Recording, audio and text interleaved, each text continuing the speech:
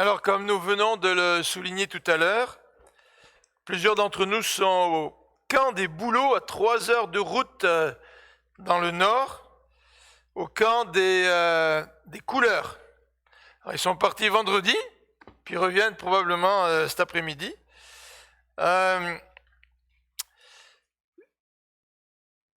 On va leur remontrer les diapositives que nous avons vues sur les Pluchet de Blédin et sur les jeunes, parce que la plupart des jeunes aussi sont partis au camp des Bouleaux avec leurs parents.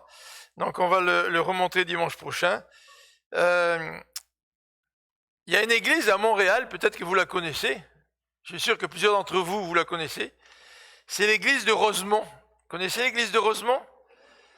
À chaque année, l'église de Rosemont s'en va au camp des Bouleaux pour une fin de semaine. Alors c'est peut-être pas les 100% de l'église, mais au moins il y a un bon pourcentage de l'église qui quitte Montréal et qui s'en va pour la fin de semaine au camp. Et je pense que ceux d'entre nous qui sont partis au camp cette fin de semaine, ils aimeraient bien ça. Que toute l'église on puisse se retrouver là-bas une fin de semaine. Le conseil a fait quelques recherches par l'intermédiaire de Jean-Guy pour savoir si on ne pourrait pas trouver un endroit qui serait raisonnable, pas très cher, pour au moins qu'on puisse offrir à l'église l'occasion de partir en 24 heures, une fois par année. Donc, peut-être que dans les semaines à venir, on vous proposera quelque chose, mais je crois que c'est une bonne occasion d'être ensemble, de pouvoir se rapprocher du Seigneur. Une fois par année, quitter la maison, les repas sont fournis. Alors c'est un privilège et on est très content pour nos frères et sœurs qui sont au camp cette fin de semaine. Alors quant à nous, eh bien nous sommes rendus au premier chapitre du livre d'Amos. Vous vous souvenez qu'on a décidé de débuter l'étude d'un prophète. Il y a 15 prophètes dans l'Ancien Testament. 12 prophètes que nous appelons les petits prophètes, parce que leurs livres sont des livres assez petits. Et il y a aussi 3 grands prophètes, parce que leurs livres comportent plusieurs dizaines de chapitres. Donc Ésaïe, Jérémie et Ézéchiel. Alors on a porté notre choix pour ce début de l'année sur le livre d'Amos. Et en montrant la publicité pour cette série d'enseignements, à l'écran, j'ai écrit, vous allez le voir apparaître, le thème du livre d'Amos. Dieu jugera les nations ainsi que Juda et Israël. Il sauvera un Israël nouveau, constitué des Israélites et des païens.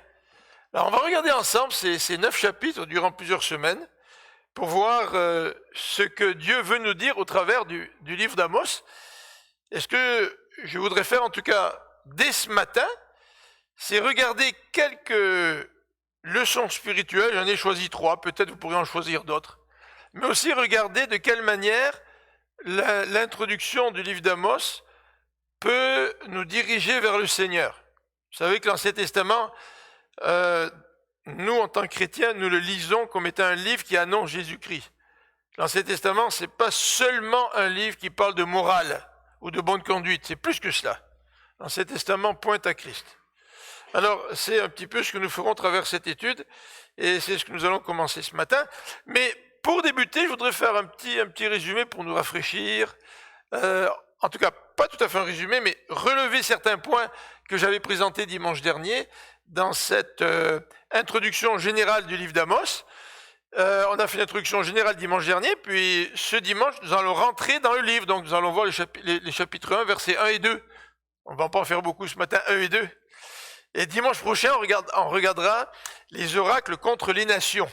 Alors, je ne sais pas si on va le faire en un dimanche ou en 2 dimanches, les oracles contre les nations.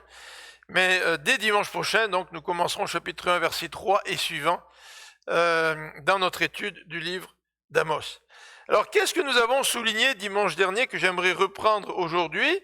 C'est ceci. Vous rappelez la carte que je vous ai montrée. Vous avez à l'écran le royaume du nord d'Israël, dont la capitale est Samarie, et vous avez aussi le royaume du sud, dont la capitale est Jérusalem. Et à cette époque-là, la puissance politique qui s'est développée, ce n'est pas l'Égypte, ça c'était au temps des patriarches, où l'Égypte était une grande puissance, mais c'est un nouveau royaume qui se développait qu'on appelle l'Assyrie, dont la capitale était Ninive. Et l'Assyrie donc est devenue un empire.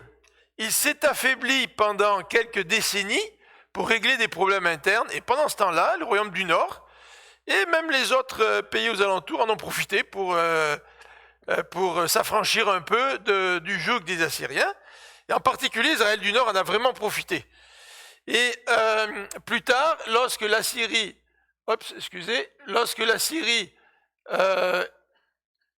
a réglé ses problèmes internes, de nouveau la Syrie a commencé à prendre de l'expansion. Et vous vous rappelez ce qu'on avait dit la fois dernière, ici c'est le désert d'Arabie, donc pas question de traverser avec des armées comme celles des Américains dans la guerre du Golfe, hein. Pas question à ce temps-là de traverser le désert. Alors on suivait les fleuves, là, le Tigre et l'Euphrate, puis on remontait vers la mer Méditerranée, puis on descendait. Puis en descendant, tous les peuples qui étaient sur notre chemin, on les envahissait. Puis là, on descendait, puis on arrive à Israël du Nord. Et la Syrie n'a pas pu vraiment contrôler Juda. Ça va être le prochain empire qui a remplacé les Assyriens, c'est ce qu'on appelle les Babyloniens, qui eux ont repris le même chemin pour construire leur royaume, et qui ont réussi à descendre jusqu'à Jérusalem et même à se frotter contre les Égyptiens. Alors ça nous fait un petit arrière-plan historique en rapport avec ce qui s'est passé dans l'histoire d'Israël du Nord et de Juda. Alors, la dernière fois, on a parlé de 3 dates à retenir. Alors, si vous n'êtes pas très bon dans les dates et que vous oubliez l'anniversaire de votre épouse, c'est pas grave, on va vous le répéter. Je sais pas pourquoi il y a quelques femmes qui mettent les bras autour de leur mari, je sais pas ce que ça veut dire. Donc, quelques dates à se souvenir. 930, vous vous rappelez 930, c'est la division du pays après Salomon. Donc, vous vous rappelez que quand on est avant Jésus-Christ, on redescend, 1900, 800, on arrive à 0, c'est la naissance de Jésus, puis après, on compte en remontant. Donc, 930, c'est la division du royaume d'Israël. À cause d'un problème de taxes, Salomon avait trop taxé son peuple. Malgré la richesse de son peuple, celui-ci trouvait les taxes un peu lourdes.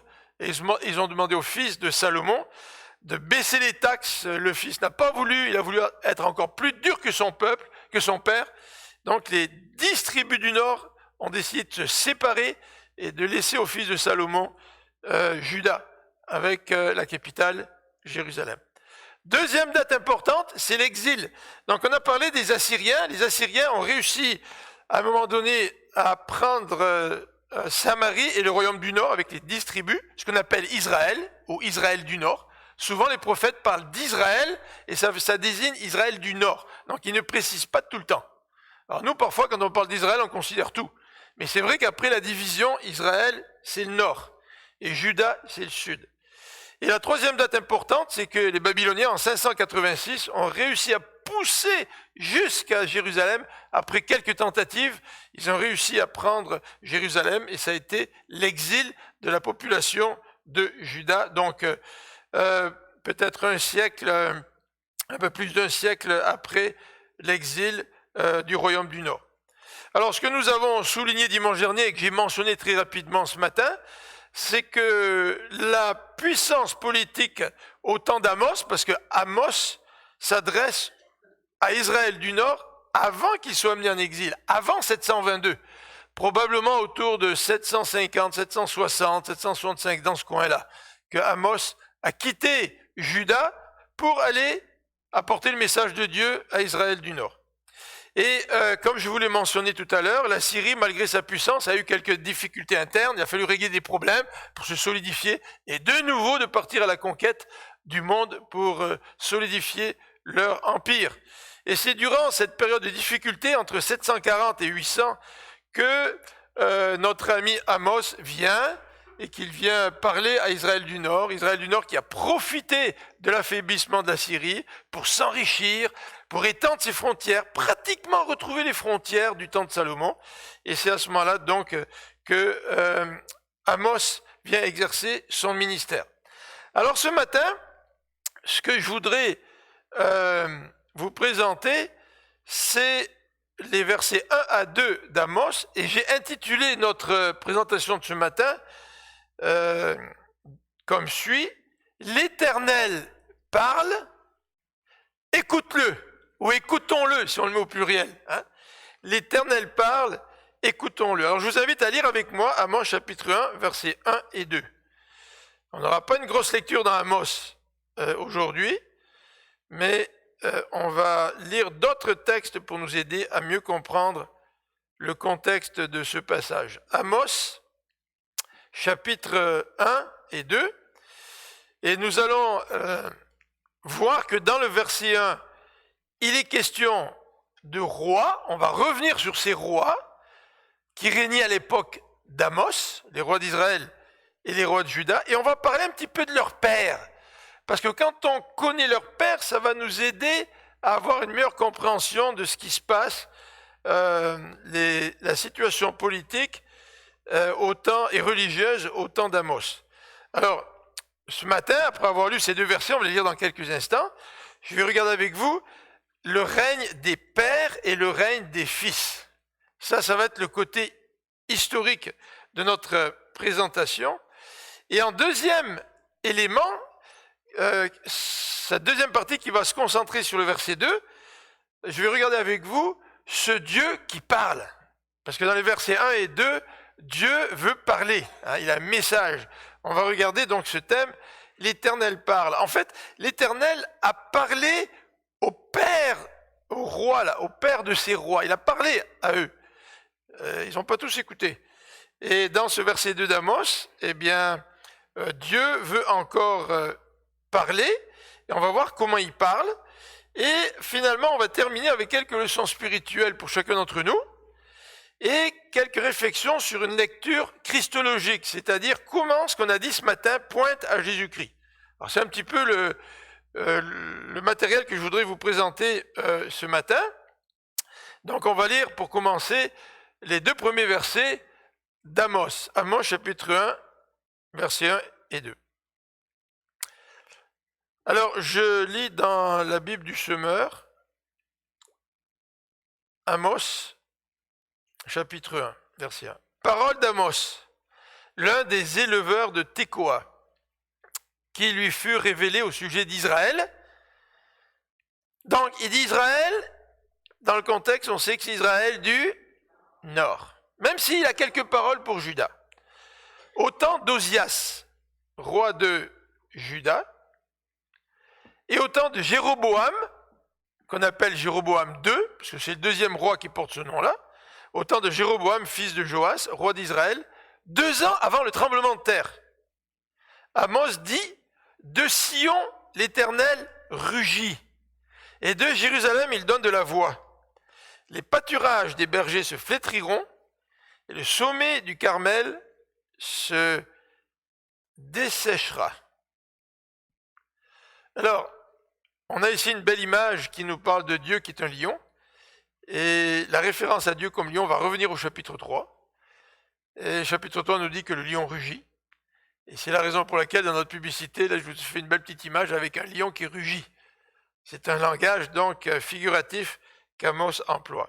Alors, premièrement, dans ces versets, il est question des rois. Dans ce premier verset, au temps d'Ozias, roi de Juda, et Jéroboam, roi d'Israël, toujours Israël du nord. Voilà. Alors, ces deux rois avaient des pères, évidemment, et je voudrais parler d'abord d'Israël du nord et du père de Jéroboam II. Son père s'appelait Joas. Et je vous invite à lire dans le livre des rois avec moi, dans 2 rois, au chapitre 14. 2 rois, au chapitre 14. 2 rois, au chapitre 14. Et on va trouver quelques leçons spirituelles, en tout cas, de la vie de ces rois. 2 rois, chapitre 14, versets 8 à 16. 8 à 16. Alors, c'est sûr qu'il il est question de personnages qu'on ne connaît pas très bien, et en plus, ils ont des prénoms ou des noms auxquels nous ne sommes pas habitués. Alors, on va essayer de s'y retrouver là-dedans. Alors, Joas, c'est le père de Jéroboam, celui qui règne au temps d'Amos, dans Israël du Nord. Et Amathia, c'est le père du roi de Juda, c'est-à-dire Osias, le roi de Juda, qui règne en Juda, dans le sud.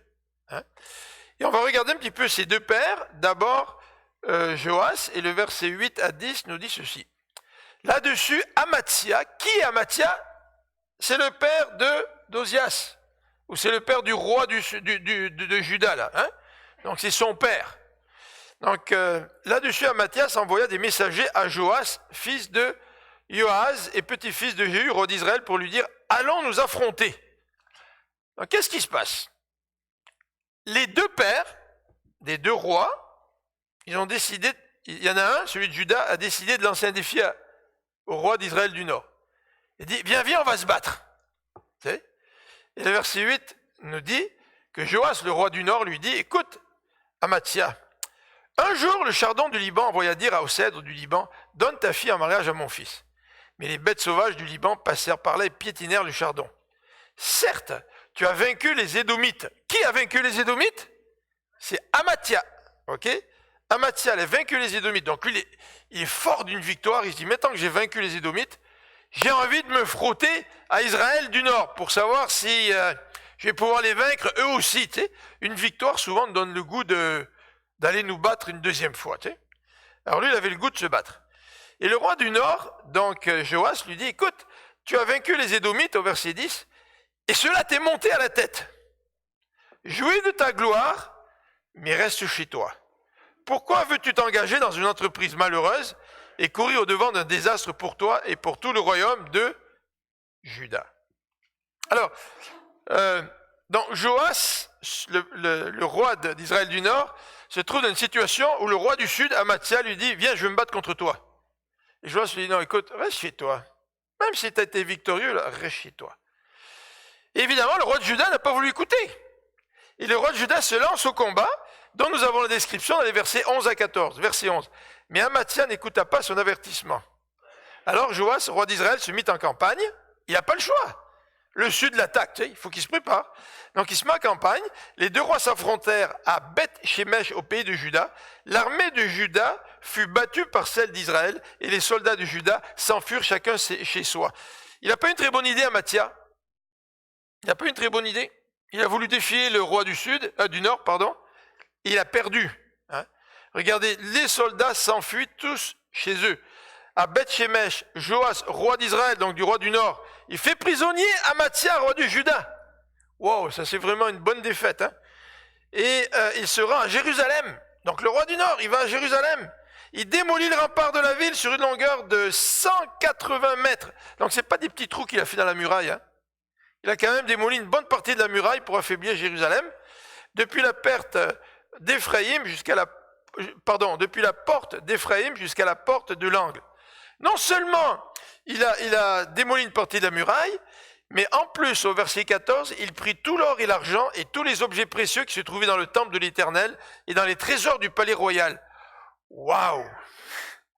Ça, c'est humiliant, tu sais. Il prit en plus des otages et il est retourné en Samarie. Vous savez pourquoi il a pris des otages, le roi du Nord, là? Il a pris des otages parce qu'il s'est dit, là, j'ai vaincu le roi du Sud, Amathia, et si je prends des otages, c'est parce que si Amathia avait la moindre idée de nouveau de faire la guerre contre moi, tous les otages y passeront. Donc vous voyez, la situation du Sud, là, est assez critique. Donc le Nord assujettit le Sud. C'est ça le contexte du livre d'Amos. C'est que les pères des rois qui régnaient au temps d'Amos, ils s'étaient fait la guerre les deux. Et puis le Nord avait gagné, puis le Sud avait été donc assujetti. Et là, on nous est dit que au verset 16, Joas, donc le roi du Nord, décède, et qui lui succède? C'est Jéroboam II, ce roi qui règne sous le ministère de d'Amos. Donc c'est le père de Jéroboam II, c'est Joas qui a vaincu Juda. Alors voilà pour le père de Jéroboam II. Maintenant on va regarder le père de Azaria ou Osias, parce que pour nous simplifier la chose, ce roi-là de Juda au temps d'Amos, il portait deux noms, tu sais, Osias ou Azarias. Ou Azaria. Alors c'est un petit peu compliqué parfois, on se mélange. Hein. Alors on va regarder son père là dans le royaume du sud. Donc dans 2 Rois 14. C'est intéressant parce que vous avez un texte parallèle dans 2 Chroniques au chapitre 25. Vous pourrez regarder ce passage si vous voulez. Mais déjà dans 2 Rois 14, regardez ce qu'il est dit d'Amathia au verset 2 et 3 du chapitre 14. Donc le même chapitre que nous lisons actuellement. Verset 2. Amathia, donc le papa d'Osias ou Azaria, Amathia, fils de Joas, roi de Juda, devient roi. Il avait 25 ans à son avènement et régna 29 ans à Jérusalem. Sa mère s'appelait Yehodan, elle était de Jérusalem. Il fit ce que l'Éternel considère comme juste. Tiens, c'est intéressant. Ce gars-là, le roi du Sud, Amathia, il fait ce que l'Éternel considère comme juste, mais pas autant que David son père. Il a suivi l'exemple de son père Joas, mais les hauts lieux ne furent pas supprimés, et le peuple continuait à offrir des sacrifices, à lui brûler des parfums. Alors là, j'ai un petit problème là à l'arrière pour la technique. Là, j'ai plus rien à l'écran. Alors je ne sais pas pourquoi. Là, si un de vous pourrait peut-être aider là. C'est parti tout ce que j'avais à l'écran. Alors je peux pas voir ce que vous voyez derrière, mais si vous pouvez le réparer, ça pourrait m'aider, s'il vous plaît. Voilà, ça c'était une parenthèse bien charnelle, vous savez, dans un enseignement. Alors, Amathia, il nous a dit que c'était un bon roi. C'était un bon roi. Et pourtant, ce roi à qui Dieu avait donné une victoire contre ses ennemis s'est dit, maintenant que j'ai une victoire, je pourrais me frotter à Israël du Nord. Et par orgueil, eh bien, le Seigneur a permis qu'il soit vaincu. Et ce roi rempli d'orgueil a été fait prisonnier, la muraille de Jérusalem a été partiellement détruite et des otages ont été pris. Donc vous voyez, dans 2 Chroniques au chapitre 25, on nous parle de son succès relatif. C'était un bon roi, il a eu une victoire. Mais il nous a dit qu'après sa victoire, dans 2 Chroniques au chapitre 25, il a commencé à pratiquer l'idolâtrie. Et il a eu la défaite contre Israël du Nord, et par la suite, son propre peuple a décidé de l'assassiner. Et ça, on voit tous les détails dans 2 Chroniques, chapitre 25. Alors voilà un petit peu l'arrière-plan des deux rois, Israël du Nord et Israël du Sud. Alors maintenant, regardons les 2 rois, les 2 fils là, qui vivent au temps d'Amos. Alors premièrement, on va regarder Jéroboam. On va regarder Jéroboam, donc le roi d'Israël du Nord. Regardons toujours dans 2 Rois chapitre 14, verset 24. 2 Rois 14, verset 24. Jéroboam, verset 24. Il fit ce que l'Éternel considère comme mal. Il ne renonça à aucun des péchés dans lesquels Jéroboam, fils de Nabat, c'est Jéroboam Ier, avait entraîné le peuple d'Israël. C'est un mauvais roi aux yeux de l'Éternel. C'est un mauvais roi, ce Jéroboam II. En fait, les rois du Nord, généralement, étaient des mauvais rois. Et les rois du Sud, généralement, étaient un peu plus portés à adorer le Seigneur, même s'ils étaient loin d'être parfaits, et que parfois, ils ont commis de très grosses erreurs, comme c'était le cas du roi Amathia, dont nous venons de parler. Donc, c'était un mauvais roi, Jéroboam II. Mais malgré le fait qu'il soit un mauvais roi, ce roi d'Israël du Nord, qui règne au temps d'Amos, il a eu du succès. Regardez le verset 25. Le verset 25 dit, c'est lui qui reconquit tous les territoires qui avaient appartenu à Israël, depuis l'Ebo-Hamath jusqu'à la mer Morte. Ainsi s'accomplit ce que l'Éternel, le Dieu d'Israël, avait annoncé par l'intermédiaire de son serviteur, le prophète Jonas, fils d'Amittai, de Gath-Hépher. Alors, c'était un mauvais roi, merci, ça revient, c'est un vrai miracle. Il a des doigts de fée, hein, Alexandre, je vous dis, là. Ça va, merci beaucoup. Là, ça marche très bien, là. Là, vous pouvez voir à l'écran ce que moi je vois aussi, c'est bien. Donc, ce mauvais roi a eu du succès. Et les versets 26 à 27 nous expliquent pourquoi il a eu du succès. Parce qu'il était plus intelligent que les autres. Regardez ce que le dit verset 26. Car l'Éternel avait vu l'extrême misère dans laquelle Israël était tombé, Israël du Nord. Il n'y avait plus chez eux ni esclaves, ni hommes libres, personne pour venir à son secours. Or l'Éternel n'avait pas dit qu'il ferait disparaître le nom d'Israël de dessous le ciel. Et il sauva le pays par Jéroboam II, qui n'était pas un roi fidèle. Il a sauvé le pays par Jéroboam II. Donc, nous voyons la grâce de Dieu qui s'exerce au travers d'un roi qui était mauvais, Jéroboam II. Donc c'est ce roi-là qui règne sur Israël du Nord, quand Amos quitte son pays, le Juda, pour aller prononcer la parole de Dieu contre Israël du Nord. Maintenant, si on parle un petit peu du roi du Sud, qui vivait au temps d'Amos, eh bien, le roi du Sud, c'était donc Azaria ou Ozias. C'est lui le fils de Amathia, Amathia qui a voulu se battre contre Israël du Nord, là, tu sais, très mauvaise idée, une défaite. Donc, Azaria ou Ozias est roi de Juda, et dans 2 Rois au chapitre 15, si vous tournez au chapitre suivant, 2 Rois chapitre 15, on nous dit au verset 3 et 4, « Il fit ce que l'Éternel considère comme juste, imitant à tout point son père Amathia.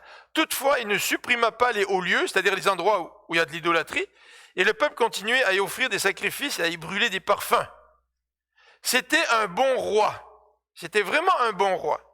Et le verset 6 nous parle des succès de ce roi-là, Azaria, ou Ozias, et sans donner trop de détails, en disant simplement les autres faits et gestes d'Azaria, et toutes ces réalisations sont citées dans le livre des Annales des rois de Juda, mais on le voit dans 2 Chroniques au chapitre 26. Et ce roi a eu aussi du succès, comme son père. Les rois de Juda ont parfois du succès, ce sont des gens qui sont plus fidèles à Dieu que les rois du Nord. Mais voilà que ce roi qui a connu du succès, qui était fidèle à Dieu, il est lui aussi, comme son père, il a chuté. Et comment a-t-il chuté? Mais lui n'a pas décidé d'aller en guerre contre Israël du Nord. Tu sais. Il s'est dit, ouais, ça n'a pas marché avec mon père, ça, de toute façon, j'ai peut-être pas encore les forces nécessaires pour aller me battre contre Israël du Nord. Mais il a chuté parce que ce roi, au verset 5, le texte nous dit, a été frappé d'une maladie de peau le rendant impur. Celui-ci, en restant affecté jusqu'au jour de sa mort, est vécu dans une maison d'isolement, et son fils, Yotam, avait la charge du palais royal et gouvernait le peuple du pays. Qu'est-ce qu'il a fait pour avoir cette maladie de peau? Alors, si vous regardez dans le livre de 2 Chroniques, chapitre 26, vous verrez que Azaria a eu la merveilleuse idée de prendre le rôle de prêtre et de rentrer dans le lieu saint. Alors que c'était seulement les prêtres qui avaient le droit d'aller dans le lieu saint et de présenter un culte à Dieu dans cette section du tabernacle. Vous savez que le tabernacle est divisé, ou le temple était divisé en 2 parties. Vous avez le lieu saint, puis derrière c'était le lieu très saint. Et Azaria a eu la merveilleuse idée de se dire, maintenant que je suis roi, je peux aussi être prêtre. Et quand vous lisez le texte dans 2 Chroniques au chapitre 26, c'est un texte assez dramatique parce que le roi veut rentrer dans le temple là où c'est interdit à ceux qui ne sont pas prêtres. Et les prêtres viennent le voir en lui disant, ah, ne fais pas ça, Azaria, ne fais pas ça. Le roi ne les écoute pas, rentre dans le temple et Dieu le frappe instantanément de lèpre. C'était cette maladie de peau dont il est question ici dans le texte de 1 Roi verset 15. Et Azaria sort du temple tout couvert de lèpre, et donc il est isolé pour le reste de sa vie, isolé parce que c'est une maladie contagieuse, et il a fait une corrégence avec son fils, parce qu'il était isolé dans sa maison, tandis que son fils régnait à sa place.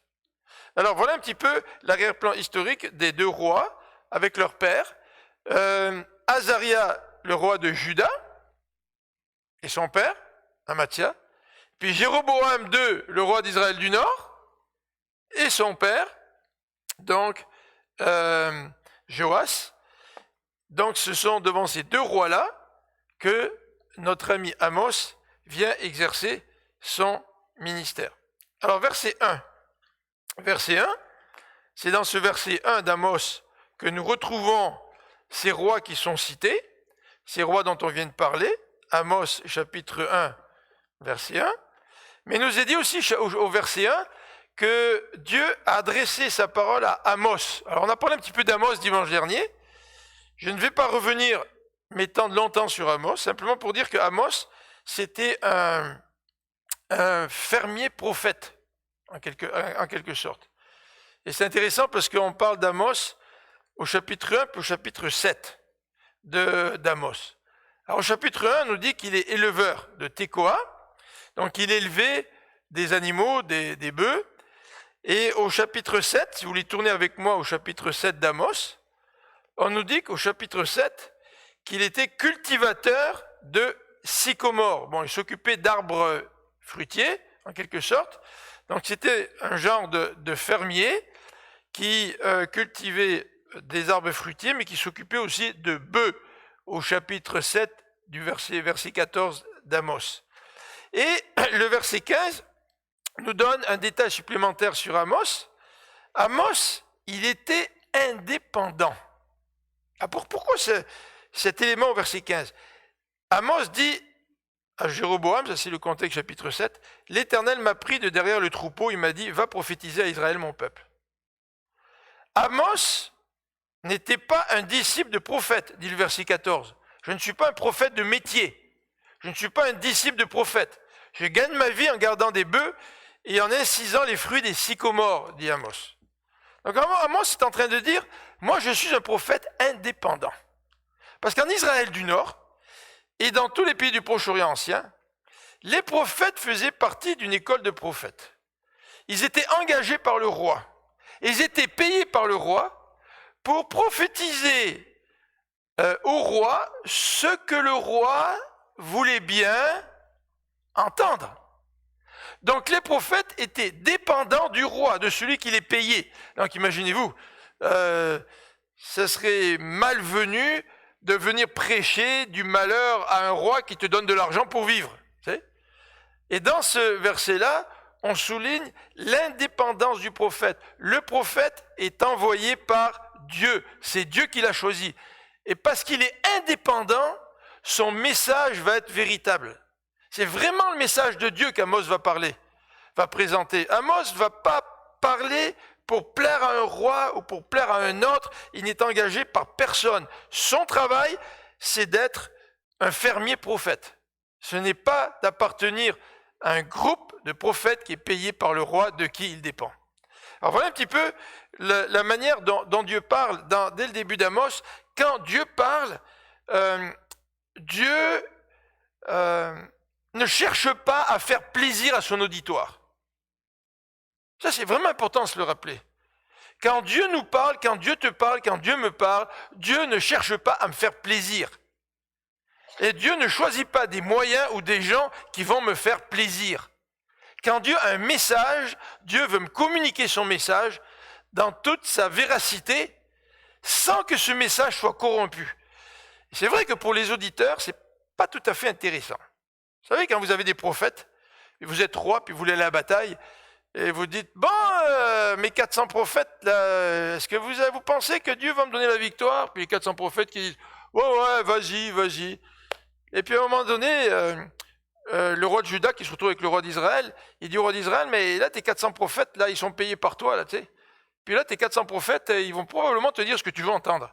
Il n'y a pas là, dans le pays d'Israël du Nord, il n'y a pas un prophète qui, lui, pourrait parler de la part de l'Éternel. Qu'est-ce que voulait le roi de Juda dans cette circonstance? Il voulait avoir un avis objectif de la part d'un prophète qui est objectif et qui parle de la part de Dieu et non pas de la part d'un roi qui l'emploie. Et là, le roi d'Israël du Nord dit au roi d'Israël du Sud, « Ouais, il y en a un qui s'appelle Michée. Mais lui, il me dit jamais des choses qui me font plaisir. » Et le roi de Juda lui dit, « Non, moi je veux l'écouter. » Alors Michée, il arrive, et puis devant les deux rois, il leur dit, « Ouais, vous allez avoir la victoire. » Et puis les rois lui disent, écoute, non, dis-nous la vérité là. On sait que toi, tu es un prophète de l'Éternel. Tu n'es pas payé par la cour là pour dire ce qu'on aimerait entendre. Dis-nous la vérité. Et là, Michée, il a dit la vérité. Il a dit, je vois l'armée d'Israël qui fuit devant l'ennemi. Alors, voyez un petit peu la dynamique au niveau prophétique qui existait à l'époque. Dans le Proche-Orient ancien et dans cet Israël du Nord qui est marqué par l'idolâtrie, il y avait des prophètes, mais les prophètes étaient payés par les rois. Donc les prophètes étaient très influencés pour dire au roi ce que le roi voulait bien entendre. Mais Amos ne fait pas partie de ce genre de prophète-là. Amos est un prophète intègre qui a été choisi par Dieu et qui va communiquer le message de Dieu dans toute sa véracité, même si c'est un message difficile à entendre. Et ça, c'est la caractéristique du peuple de Dieu, du serviteur de Dieu. Le serviteur de Dieu ou le peuple de Dieu communique un message que les auditeurs n'aiment pas toujours entendre. Qui dans notre société aime entendre parler du message de l'Évangile? Pourtant, c'est un merveilleux message. C'est un message de bonne nouvelle. Qui dans la société aujourd'hui a soif d'entendre parler de Dieu? Vous voyez qu'il y a des réactions quand nous voulons essayer de parler du Seigneur. Et si vous êtes serviteur de Dieu, Dieu demande à ses serviteurs d'être intègres dans la prédication de l'Évangile et de ne pas prêcher pour plaire à l'auditoire. Mais Dieu sait que quand on est pasteur d'église ou qu'on est serviteur de Dieu, on aime bien être accepté, tu sais. Et on aimerait bien prêcher un message qui fait plaisir à tout le monde. Mais parfois, le message de Dieu ne fait pas plaisir. Et même ici, à l'église de Jésus, il y a quelqu'un qui a quitté l'église à un moment donné, parce que le message qu'il entendait, il ne pouvait pas l'accepter. Il voulait entendre un autre message. Et les membres de sa famille sont venus me voir en me disant, Philippe, t'inquiète pas, si cette personne est partie, c'est pas parce qu'elle t'en veut en particulier, c'est parce qu'elle ne veut pas entendre le message de l'Évangile. Ça existe encore aujourd'hui. Et Jonas est un homme intègre.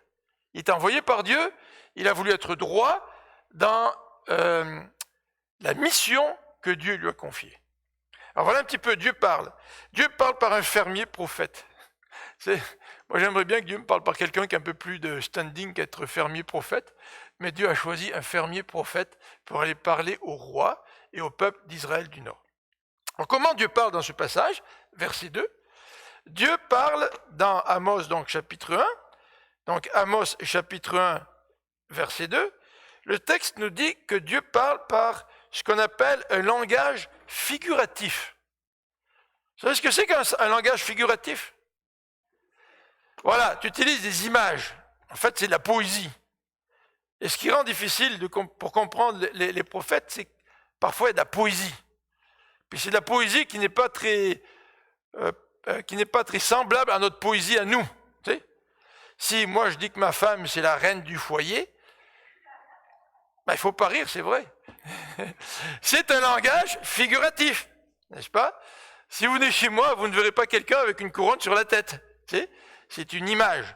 Alors quand on emploie un langage figuratif, il y a un langage figuratif ici au verset 2, ce langage figuratif décrit Dieu. Et dans tout langage figuratif, tu évoques un sujet. D'accord? Alors le sujet au verset 2, c'est qui? C'est l'Éternel. Amos veut parler de l'Éternel, donc il évoque un sujet. Mais il va évoquer un sujet en utilisant un terme qui sert à établir une comparaison. Il va parler de l'Éternel en disant c'est un lion. Et c'est un lion qui rugit. Alors dans le langage figuratif, vous avez un sujet. Le sujet, c'est mon épouse. Le terme utilisé, c'est la reine. Là, le sujet, c'est l'Éternel. Le terme utilisé pour parler de l'Éternel, c'est le lion rugissant. J'aurais dû ajouter rugissant dans mon PowerPoint. Et pourquoi Amos utilise-t-il ce langage figuratif? C'est pour transmettre une idée. Quelle idée Amos veut-il transmettre dans ce verset 2 en parlant de Dieu, de l'Éternel, en le traitant de lion rugissant? Eh bien, certainement, l'idée transmise, c'est celle de la force, la puissance, peut-être même la terreur. Vous êtes déjà allé dans des zoos, hein? Et vous êtes allé au Parc Safari? Parc Safari, vous marchez dans dans un genre de couloir, un couloir vitré. Malheureusement, moi, quand j'y suis allé, les lions, ils étaient tous étendus paresseux, au soleil. Là. Mais dans la publicité du parc Safari, on voit le lion qui grimpe sur ce genre de corridor vitré, puis il marche là-dessus, puis les gens sont là, puis regardent le lion, qui marche sur le toit vitré de ce corridor. Imaginez-vous que la vitre craque. Ça, ce serait digne d'un film d'horreur, la vitre craquerait, eh bien, je suppose que votre cœur battrait, peut-être qu'il s'arrêterait, je ne sais pas, marqué par la terreur face à un lion qui se réjouit déjà du bon repas qu'il va faire. Mais voilà le langage figuratif qui est utilisé par Amos pour dire que Dieu parle. Dieu parle. Et on va revenir un petit peu là-dessus dans quelques minutes. Dieu parle. Alors, le langage figuratif qui est utilisé, c'est un langage qui peut-être, en tous les cas, qui nous fait penser, qui n'est peut-être pas tiré du roi néo-assyrien, les rois des Assyriens. Voilà, ça vient. Tiens, on va faire passer le dernier, comme ça va être plus facile. Le roi néo-assyrien, il est comparé à un lion dans la culture de l'époque. Et le roi néo-assyrien, c'est-à-dire le roi de Ninive, les Assyriens, il avait un sceau royal. Vous savez, quand vous faites des lois, vous prenez le sceau, vous mettez le sceau du roi, ça devient loi. Et sur le sceau du roi, il y a une figure du roi qui tue un lion. Et déjà, il y a une idée qui est transmise là, parce que le lion, c'était l'animal le plus majestueux, qui faisait peur aux gens quand il rugissait. Vous savez, quand un lion rugit, là, t'as pas envie d'être dans les parages, tu sais. Et le sceau royal voulait montrer que le roi assyrien était plus fort que le plus fort des animaux. En fait, au temps du roi assyrien, une fois par année, on faisait des célébrations. Et on amenait des lions, et puis le roi assyrien allait à la chasse aux lions, puis tuer des lions, puis il voulait démontrer sa force, sa puissance. Il voulait inspirer la terreur autour de lui. Tu sais. Alors ça, c'est un petit peu dans le contexte de l'époque. Est-ce que Amos a pensé à ça quand il a écrit le verset 2 ? Peut-être, je ne sais pas, peut-être. Mais peut-être qu'Amos pensait aussi aux lions qui pouvaient vivre dans la région. Vous savez que David, même Samson à l'époque, mais David courait après le lion pour reprendre de la gueule du lion les brebis que le lion avait chassées en quelque sorte, ses propres brebis, tu sais. Donc, probablement que dans l'histoire d'Israël et de Juda, même si, je ne sais pas si à l'époque il y avait des lions, en tout cas on se rappelait bien de ce que c'était un lion, tu sais. On se rappelait bien de la puissance du lion. Et en général, le lion, quand il veut sauter sur une proie et qu'il se met à rugir, la proie, elle est paralysée, tu sais. Et là, le lion, il peut vraiment profiter de son repas. Alors, qu'est-ce que veut dire cette référence, ce langage figuratif dans le contexte ? C'est que Dieu parle. Et quand un lion rugit, c'est vrai que ça peut nous faire peur. C'est vrai que quand un lion rugit, ça peut nous montrer sa force et sa puissance. Mais quand un lion rugit, tu as intérêt à prêter attention à ce qui se passe. Parce que c'est une question de vie ou de mort. Et quand Dieu est décrit sous cette image d'un lion qui rugit, ça veut dire que Dieu, même s'il est fort, s'il est puissant, même si Dieu peut susciter la terreur, ça veut dire que Dieu va parler. Et tout comme tu prêtes attention quand un lion rugit pour te mettre à l'abri, prête attention quand Dieu parle. Fais attention à ce que Dieu dit. L'Éternel parle, écoute-le. Et dans ce passage, on a un autre élément. Dans ce passage, alors, ah oui, vous y voyez, parce que moi c'est reparti, mais on va le laisser comme ça pour l'instant, Alexandre, c'est pas grave. Dans ce passage, on a un deuxième élément, au verset 1 et 2, qui est important. Le deuxième élément, au verset 2, nous dit « de Sion ». De Sion. Tout commence par Sion. Qu'est-ce qu'il y a à Sion ? Qu'est-ce que c'est Sion ? Sion, c'est le synonyme pour Jérusalem. Le message de Dieu part de Sion, de Jérusalem. Pourquoi ? Parce que c'est à Jérusalem que se trouve le temple. et que c'est dans le temple que Dieu habite. Donc Dieu va parler du lieu où il se révèle, du lieu où il habite. Ça commence par Sion, même si Israël du Nord n'est pas content de cela, même si Israël du Nord a sa propre religion, pour éviter que les concitoyens du Nord aillent à Jérusalem pour adorer, le message de Dieu provient du lieu où Dieu habite. C'est vraiment Dieu qui parle. Et dans ce contexte, au verset 1er, il nous dit que Amos a écrit 2 ans avant le tremblement de terre. C'est intéressant ça. Vous avez vu les photos de tremblement de terre? C'est déprimant, hein? C'est même catastrophique. L'atmosphère est grave. Comment ça se fait que Amos nous parle de tremblement de terre?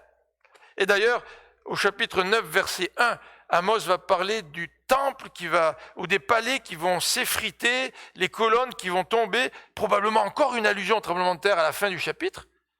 Mais l'atmosphère est grave. L'atmosphère est grave. Vous avez cette référence au tremblement de terre, vous avez cette description du lion qui rugit. Il y a quelque chose de grave là. Il y a quelque chose qui va arriver, tu sais. En quelque sorte, Amos veut attirer l'attention de ses auditeurs en disant « Dieu parle, vous avez intérêt à écouter parce qu'il y a quelque chose de grave qui va se produire. » Et ce qui va se produire est décrit au verset 2, à la fin du verset. « Les pâturages des bergers se flétriront et le sommet du Carmel se desséchera. » Il y a comme encore des références là, d'ordre poétique, mais il y a quelque chose qui va arriver, qui va affecter tout le peuple. Alors, si les pâturages se flétrissent, tu ne peux plus nourrir tes brebis, tu ne peux plus nourrir tes troupeaux. Si le sommet du Carmel se dessèche, eh bien, c'est le désert qui remonte même jusqu'au sommet des montagnes. Tu sais, c'est quand même grave ce qui se passe. Alors peut-être que dans le contexte de notre fin de semaine, avec la marche contre le réchauffement climatique, on peut comprendre un petit peu ce que Dieu est en train de dire dans ses paroles, dans ses références au pâturage et au sommet du Carmel. Le jugement s'en vient. Il y a quelque chose qui s'en vient de la part de Dieu. Et c'est ce genre d'introduction qu'Amos utilise pour nous parler des oracles adressés aux 8 nations. Alors, les oracles, c'est pour la semaine prochaine. Comme j'ai dit, on ne verra peut-être pas les 8 ensemble, on va voir. On va commencer les oracles la semaine prochaine.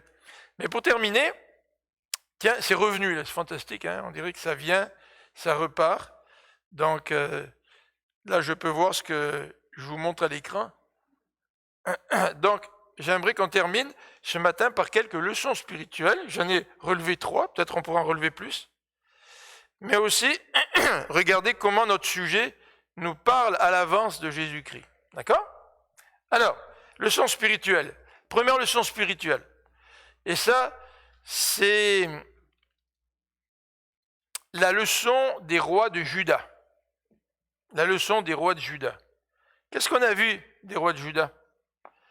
Ils ont suivi Dieu, en général, dans leur vie. Pas comme David, mais ils ont suivi Dieu. Mais ces rois de Juda, malgré le fait qu'ils aient bien commencé, ils n'ont pas bien terminé. Qu'en est-il de Amathia? C'est un bon roi. Il a vaincu les ennemis. Il a pris les idoles des ennemis.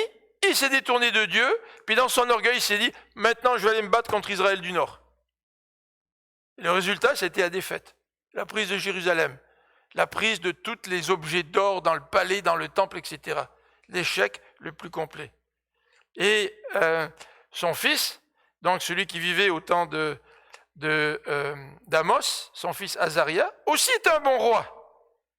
Mais lui aussi, malgré ses succès, il est tombé en voulant prendre la place du prêtre et d'entrer dans le temple.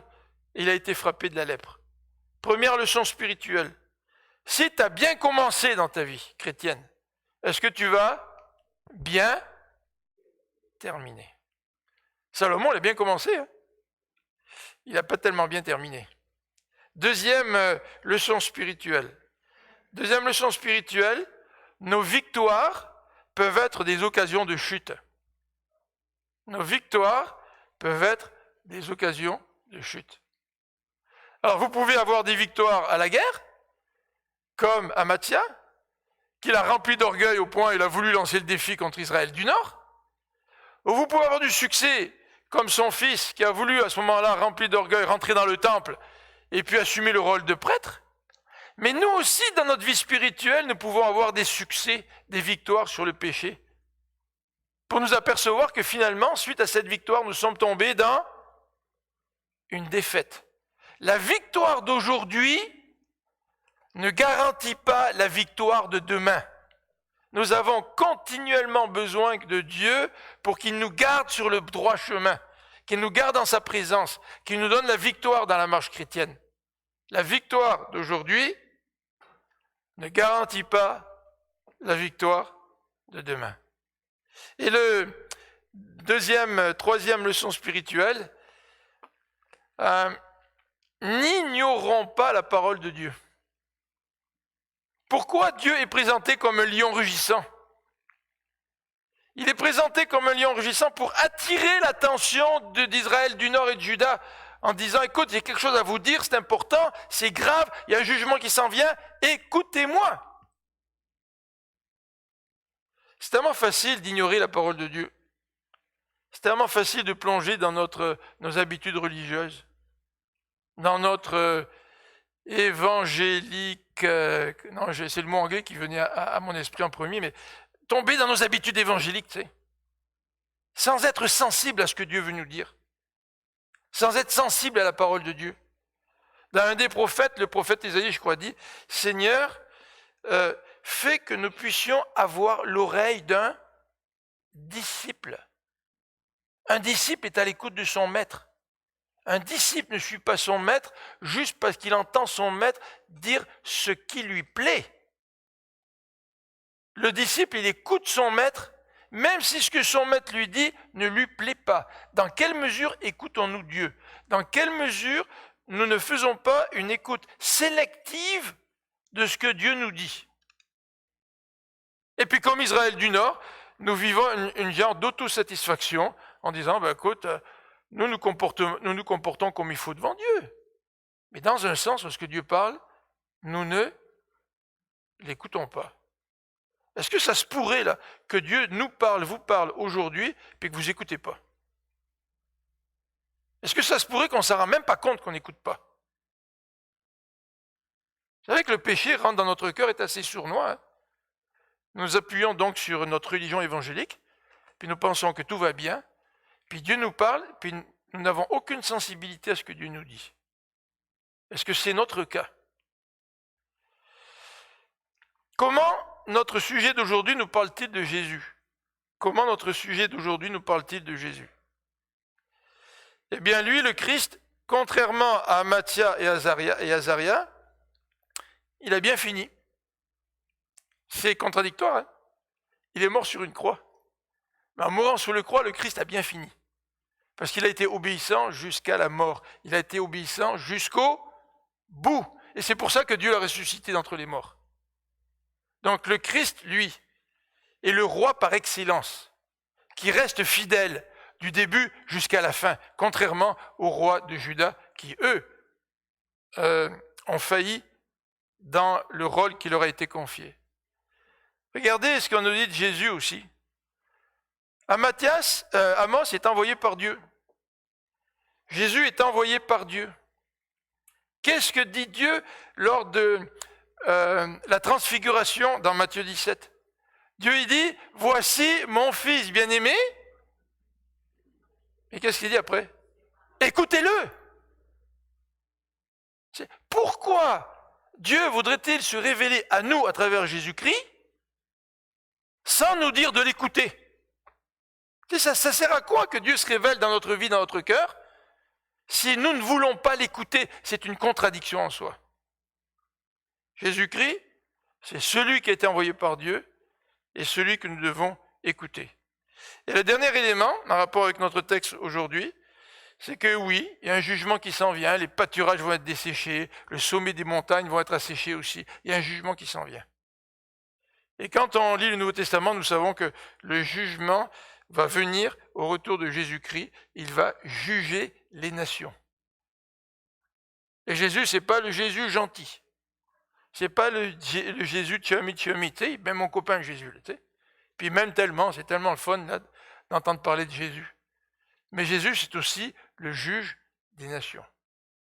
Et quand Amos a prêché son message, et quand Amos prêchait dans ses oracles la condamnation des nations, notamment celle de Juda et d'Israël, Dieu a envoyé Jonas pour que le peuple puisse se repentir de ses péchés. Ce n'est que par la repentance que nous échappons au jugement. Ce n'est que par la repentance que nous pouvons échapper au jugement de Jésus-Christ quand il va revenir. Jésus-Christ ne va pas revenir pour simplement régner, puis c'est tout. Il va y avoir un jugement, nous dit la parole de Dieu. Et dans sa grâce, Dieu envoie Amos pour parler du jugement, mais en même temps, Amos va parler de repentance.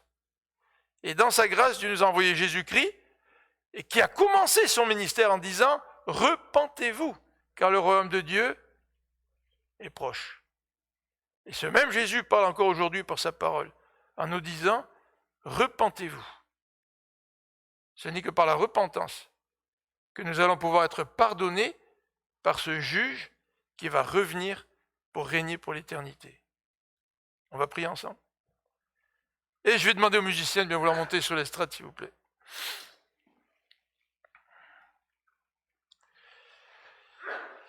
Seigneur Jésus,